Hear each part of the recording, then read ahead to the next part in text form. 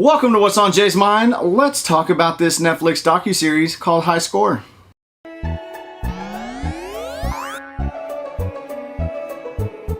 Alright, real quick, there might be some spoilers in this. If you haven't seen it or don't care about spoilers, then watch. If you haven't, go watch, come back, watch my thoughts video on it. Alright, so for those of you who don't know, there is a new docuseries on Netflix called High Score. It's a 6-part docuseries ranging from, 35 to 45 minutes or so-ish, something like that per episode. It's not a long watch. You can watch it a couple episodes at a time, whenever you have time. I don't want to call this a review.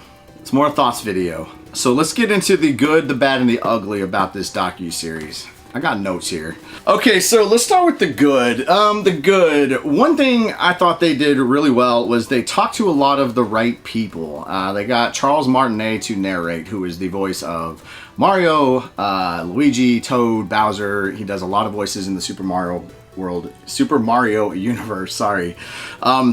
So that was kind of neat. They talked to a lot of legendary, game devs, a lot of people who were kind of groundbreaking and leading the charge when it came to video games and it came to the evolution of video games. People like Howard Scott Warshaw, known for, a lot of people are like, oh, he made E.T. He caused a video game crash. Well, he also did a little game called Yar's Revenge, which sold a buttload of units on the Atari. He also did Indiana Jones Temple of Doom, I believe it was. So he's more than just the guy who made E.T. They talked to Nolan Bushnell, who's one of the co-founders of Atari. They talked to guys like Trip Hawkins, the founder of EA. They talked to Iwatani, creator of Pac-Man. They talked to, like I said, groundbreaking individuals who are super important to the evolution and progression and the start of video games, in-home video games. So kudos there. I'm not going to get into people who I wish they would have talked to, because to be fair, I don't know they didn't try. I don't know they didn't reach out, and if they did, were they denied? So I'm not going to get into any of that kind of thing. I do think some people were left off that should have been in this, but again, I don't know the parameters surrounding that, so I'm not going to knock them for that. That's not their fault if they reached out and they couldn't get permission. So along with that, they also talked to several different people, I believe 4 in total, who went to championship tournaments and won said championship tournaments. They talked to, see if I can do it in order here, Rebecca Heineman, who won the Defender Championship in, I think, 81, 82, something like that. Sorry, forgive me, I didn't write that year down. They talked to Jeff Hansen, who won the 1990 Nintendo World Championships contest in his age group, 11 and under. They talked to Chris Tang, who won the 1993 Sega World Championships, 94, sorry, out in San Francisco. I actually know him. It's kind of super nice guy. I've met him several times, hung out with him several times before. Really cool seeing him in this. It was really neat.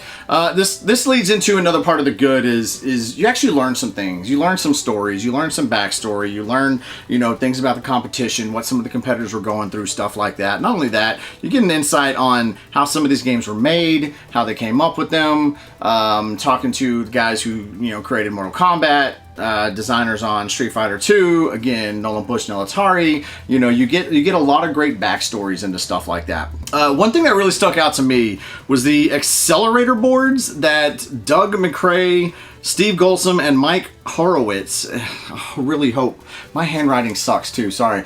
So they talked to these guys who basically hacked video games. They made them harder. Kind of some of their backstory is they bought a machine, an arcade machine. They put it in their dorms. And basically the money, first week they had it, a lot of money. Couple weeks later, a little less. Couple weeks later, a little less. And they realized people were getting better at the game, were able to stick around longer on the game per quarter. So they hacked the game to make it a little bit harder to add things to throw the player off, so people kept pumping quarters in it. Pretty innovative, actually. And they wound up taking over the entire campus with this racket that they were running. Legal. Well, I don't know if it was legal or not. It's no different than you go to a laundromat, you see arcade machines, claw machines, stuff like that in a laundromat. It's the same thing. These guys just were probably one of the first doing it. Another good thing I want to talk about this docuseries did was they have fantastic art. There's great art. The kind of dramatization scenes, talking, when people are telling stories, they put art to that, 8-bit, 16-bit art to it. That was done really well. That was actually probably one of the better things in this documentary. as far as things they did right, in my opinion. Let's get to the bad here. The pacing was off throughout the entire thing, I thought. The episodes are so let me tell you that I went into this docuseries thinking that it was going to be a chronological history of video games based on the first episode and the end teasing the second episode, and it was not. They basically started with Atari, then they jumped into Space Invaders, and then Missile Command tournaments, and it was just all over the place. And then in episode 2, they jump into Nintendo. The problem with that is, at the end of this first episode, you tease the video game crash, North American video game crash.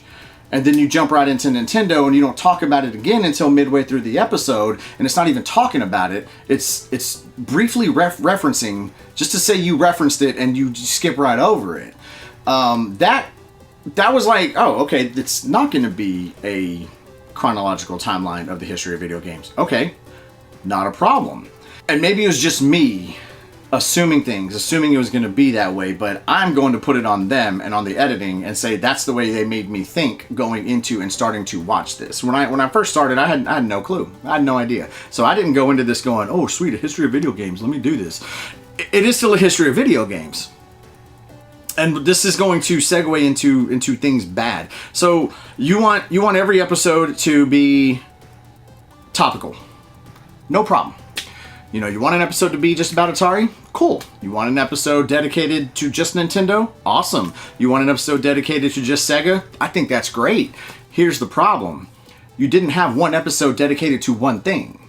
They had, all their episodes had what, maybe two to four, maybe even 5 different topics and different subjects in there. And that normally wouldn't be an issue. But you're a series. You're not an hour and a half documentary. You're not a 2-hour documentary. You're a series. This whole thing goes 5 hours. You've got the time to elaborate on stories. And this is one big thing I had an issue with is they don't elaborate on stories. There's a lot of omission. And not that I'm some kind of know-it-all, but when you know a lot of this stuff and you know the history and the stories behind a lot of the topics that they're covering, and they leave chunks out, you're sitting there scratching your head going, why wasn't that mentioned? Why wasn't this talked about? How come this wasn't elaborated on? How come, you know what I'm saying? I was actually watching this with my kid, and I was pausing and filling in holes that the documentary wasn't giving the listener or the viewer. I thought they did a very poor job of telling the whole story. Another big thing, which I said pacing earlier, another thing I had an issue with was inside each episode they would subject jump. And I don't mean go from, oh, let's talk about Atari, now let's go back to the arcade Space Invaders, now let's go to this Missile Command tournament. That's not what I mean. They do that too. But what I mean subject jump is the person on screen, the person on camera, the person telling their story. So you might have one guy talking about a tournament, let's say.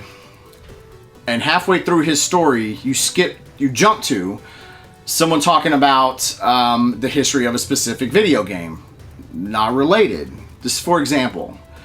So by the time you get into that story, halfway through that, they jump back to the guy talking about the tournament that you forgot about because they had moved on topics. It's not like they took the perspective of 2 or 3 different individuals who may have been, for example, in a tournament and told their side and their point of view of this tournament. That's not what they did. That would have been a much better, in my opinion, editing choice, if you will, storytelling choice, if you will. But you got one guy talking about a tournament, then you got another guy talking about the development of a game, then you got another guy talking about the startup of a company, and then you go back to the guy talking about the tournament, then you come back to the guy. It was I'm not going to say confusing, just didn't make sense to me. And that was bad. Like, that's almost in the ugly category for me, honestly. I didn't really understand that. Now, let's get to the ugly of this docuseries. There were inaccuracies, to certain things being said, certain things being told. There were omissions. This is a huge ugly for me. Omissions in stories, omissions in the history, omissions in the timeline, omissions in everything. I got some examples here. So at one point they're talking to a gentleman named Gordon Bellamy, okay? And this guy Gordon Bellamy was I guess a programmer on Madden. All right, he jumped in the Madden series and started working on Madden 95, okay? This right here, the ugly on this is his quotes I'm about to say are not only inaccurate but just false. They're false, fake claims. And I'm going to try to be a little understanding and maybe explain some of my understandingness with what he says. But the thing is, it falls on the director, on the producer, on the editors who didn't fact check. And that's bad journalism, in my opinion. Did not fact check. So, Gordon Bellamy says, quotes, okay? He's talking about Madden. Back then, because of what the machines, Genesises, were capable of, the players all had to be one race. Okay, talking about how in Madden, all the players are white. Well, hang on. Let me backtrack here. He did not say Madden. He said he's generalizing video games in this quote is what he's doing. I'd waited all my life to see players of color, to see a reflection of myself in games. And that's the biggest thing right there. I've waited all my life to see players of color, to see a reflection of myself in games. Gordon Bellamy is a black man, okay? As soon as I heard that, I paused it. I was like, wait a second. That doesn't sound right to me. I know I've played video games, sports games specifically, football games specifically, that have had black players and white players in them. And the first two games I immediately thought of were Bases Loaded 2 and Tecmo Super Bowl. Okay? I literally got up, turned on my Nintendo, put on Bases Loaded 2. What, second batter up, third batter up on the team I was using? It's a black guy. Okay. I hit the ball. I made sure to be observant as to what color he was while he was rounding the bases. Okay, so I'm trying to give this guy benefit of the doubt right here. In that game, if you're a black player, you hit the ball. When they go to the wide view and he's running the bases, he's white. All right. So I put in Tecmo Super Bowl, a game I play often, actually. To this day, I still play often. So I knew that statement was wrong. There's black players, there's white players on there. And they're appropriate depending on the player. Jerry Rice, as a black man, is black in the game. Joe Montana, as a white man, is white in the game. And when you control them, when you see them on the field and they're running, they're the appropriate color. When they catch the ball, or you hand off to Roger Craig, he's the appropriate color as he's running, or to Bo Jackson. So much so that if you score a touchdown with an individual color, no matter what color they are, black or white, and they do the animations, the high five animation, or the jumping into the other player's arms and throwing their hands up, they made sure they were detail oriented enough to make sure that those characters remain the color they're supposed to be. Madden 95 came out in November of 94. Tecmo Bowl, Super Tecmo Bowl came out in 88, 89. And it was like that on the first one as well. It wasn't just this Tecmo Super Bowl. It was Tecmo Bowl was the first one. I did some more research on this. Let me give you another phrase he says. People have never seen black people on the back of a major sports game. Okay. At which point in the docuseries, they show the cover of Madden 95, and there are black football players on the cover. So again, me living through this era. Now here's the other thing. This guy, for him to start working for EA in 1994, obviously was an adult. He was a college graduate, a Harvard engineer. He makes certain to say, when I was calling EA trying to get a job, hi, this is Gordon. I'm a Harvard engineer. Okay, so you're an adult. So either A, never played a video game prior to that, or B, never paid attention to any video games or game covers prior to that, while having to be at the store picking up Madden, this franchise that you self-proclaim to adore and love. People had never seen black people on the back of a major sports game. Mike Tyson's Punch-Out was a major sports game. Evander Holyfield boxing. George Foreman had a boxing game. Buster Douglas boxing. You guys remember a series, this is funny, made by EA called Lakers versus Celtics, Bulls versus Lakers, Bulls versus Blazers, Team USA basketball. I played those games a lot growing up.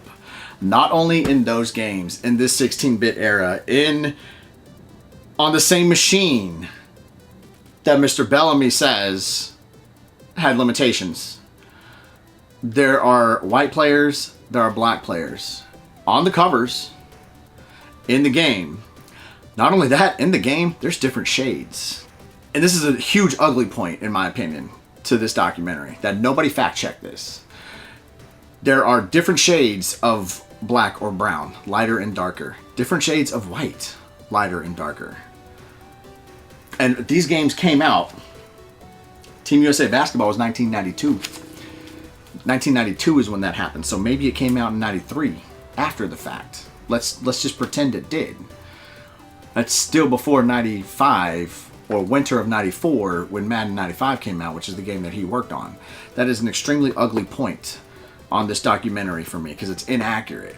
It's false. It's fake news. These are his quotes, okay?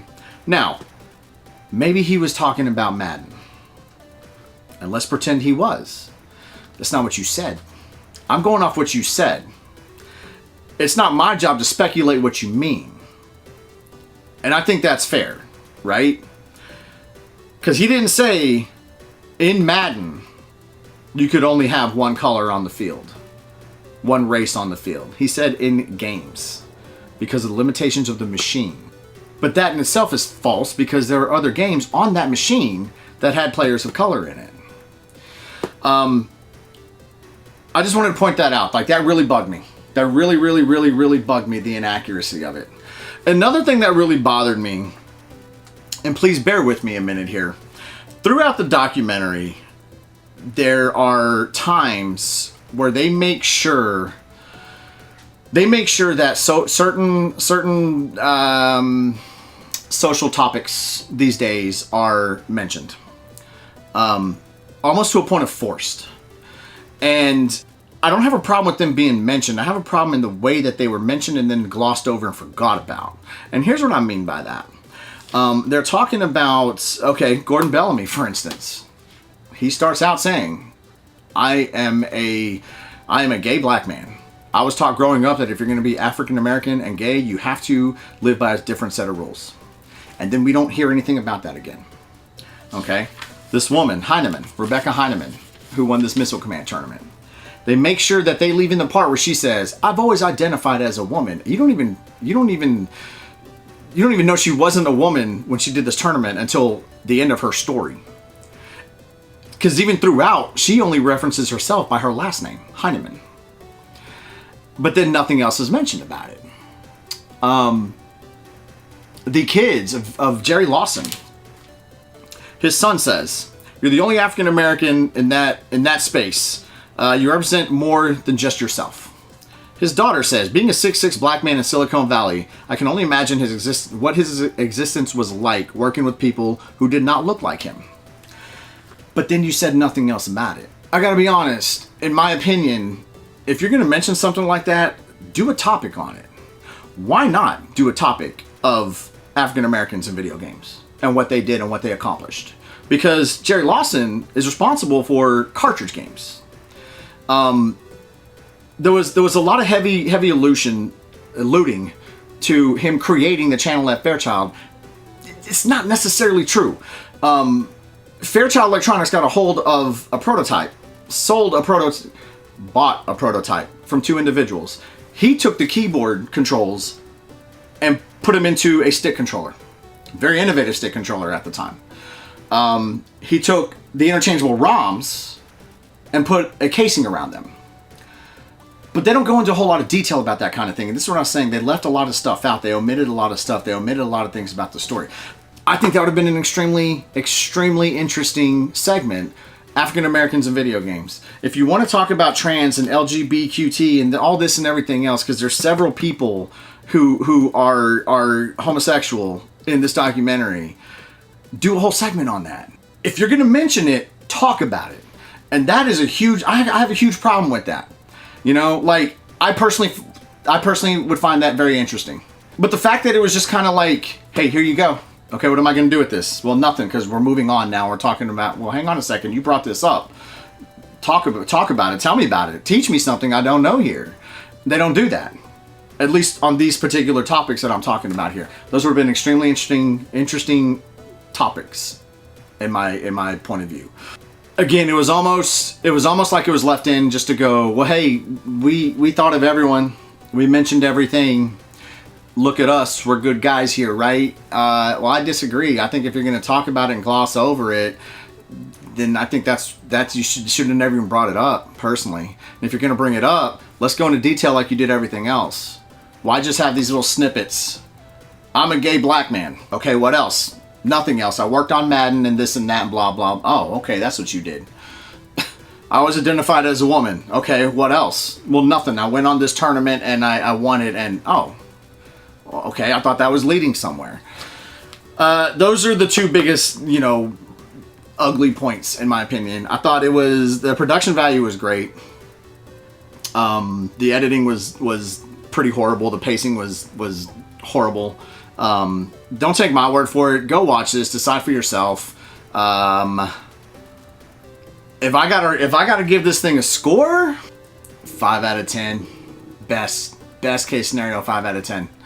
Only because I don't think they did enough things do justice. I don't think they gave enough topics a proper amount of time to be talked about and for that story to unfold, and for the true history of that topic to be heard, in my opinion.